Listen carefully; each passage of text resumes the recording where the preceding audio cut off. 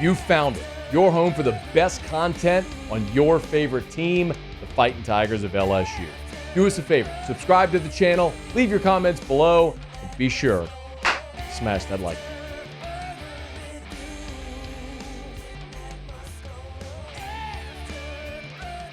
I'll cut to the chase. Do it in reverse here. I think LSU beats Oklahoma 27-17. When you play a full season of college football or of any sport, by the time you get to your final playing date, you are what your record says you are. You are what the stat sheet says you are. For example, Southern Cal is 6-5, and they've played a lot of teams close. They were in it late in all 5 of their losses, but they lost all those games. They're a team that can't finish. You've proven it time and time again. It's not a one-off.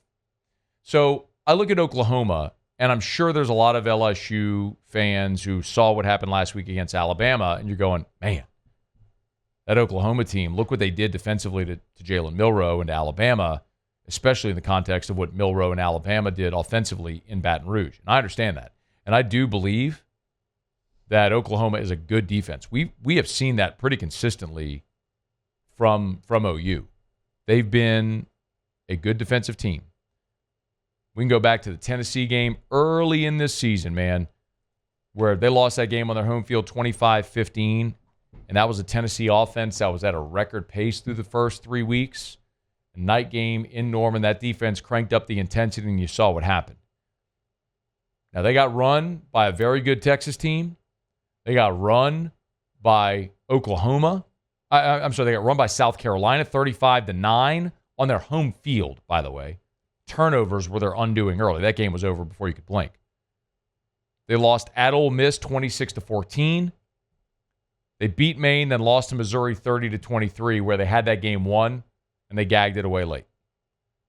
Remember, that was the game where Brady Cook left, went to the hospital, came back, and ultimately led the comeback for the win. They had a bye, and then they beat Alabama coming off their bye. But there was a stretch there for Oklahoma where they lost 4 of 5, and the only win was against Maine. So you think LSU's 3-game losing streak was tough?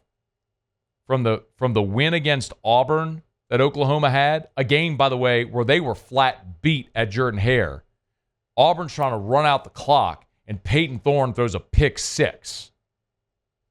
I mean, they were dead to rights. You would have been talking about a team that would have lost 7 of 8, and Brent Venables probably ain't the coach anymore. But that was their only win amid that stretch. Oklahoma is what their record says they are and what the stat sheet says they are. This is a team that is anemic offensively. They're 88th in the country in scoring offense. They're 121st in the country in passing offense. They're 76th in rushing offense. They're 15th in the SEC in total offense. 15th in scoring offense. They're dead last in the SEC in total offense. This is a team that can't move the football. They're down their top 5 or 6 wide receivers Saturday in Tiger Stadium. They got going against Alabama with a commitment to downhill running with their quarterback, Jackson Arnold. And it's something I think they're going to try to do against LSU as well. But Jackson Arnold isn't the dynamic runner that Jalen Milroe is, and getting in space is what hurt LSU with Milroe and with Marcel Reed. LSU the last 2 weeks, we've seen them implement more of a 4-3 front, and that seemed to serve them well. It certainly served them well against Diego Pavia and Vanderbilt this past weekend. It's a huge benefit for LSU, especially the fact that you do not have to respect their ability to throw the football. Listen, if on Saturday Jackson Arnold lights you up for 280 through the air, tip your cap. God bless you, kid. You went out and played a hell of a game. And you made the plays and you won it. A lot of people think he has that in him, right? He's a former 5-star. It's the reason they told Dylan Gabriel, sayonara, man. You go up to Oregon, try to win you a natty, we're rolling with the kid. Maybe he proves it this weekend. But again, you are, through 11 games, what your stat sheet says you are. It's a kid that started, played so poorly, he got benched. They played him again because the other kid played poorly, and it ain't been much better. So I don't think this is a game where if you're LSU, you're worried about a score fest. I think what Oklahoma wants to do is come in and muddy this thing up and play a low-scoring game and find a way to kick a field goal late, try to get out of there with a win. The flip side of the ball is LSU's offense against that Oklahoma defense. And Oklahoma's defense has been very good against the run this year. That also has been part of this. That is undeniable, and you saw it last week.